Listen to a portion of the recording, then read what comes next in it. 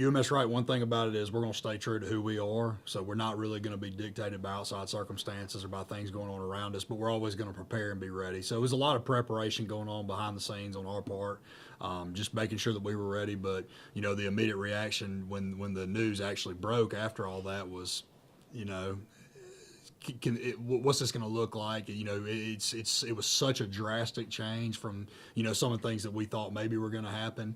But I think at the end of the day, when you took a step back, when you took a deep breath, didn't have a knee-jerk reaction, there was some good that could come out of it. I had a unique perspective growing up in Mississippi, being a public school kid, but also seeing the public-private dynamic there. It's never been together.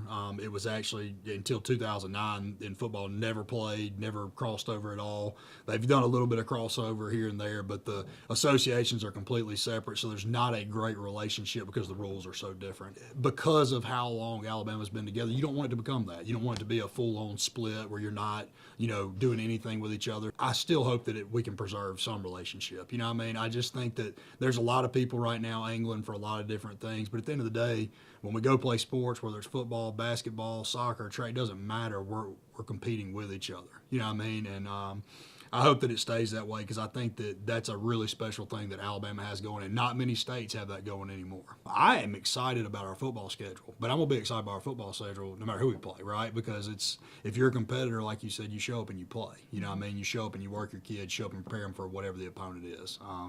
And I know a lot will get made, and people will talk about travel and player safety and things like that. And there are some. If you got 42 kids and you're playing a team that has 95, you wouldn't schedule that game unless you had to.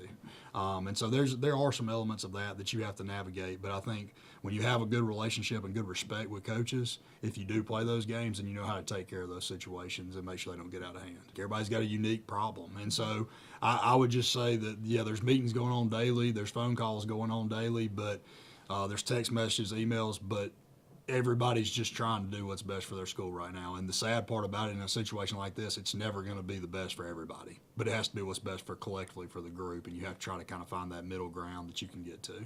Are we going to play the schedule we have now? I don't know. Are we going to play a schedule it's going to be the same length?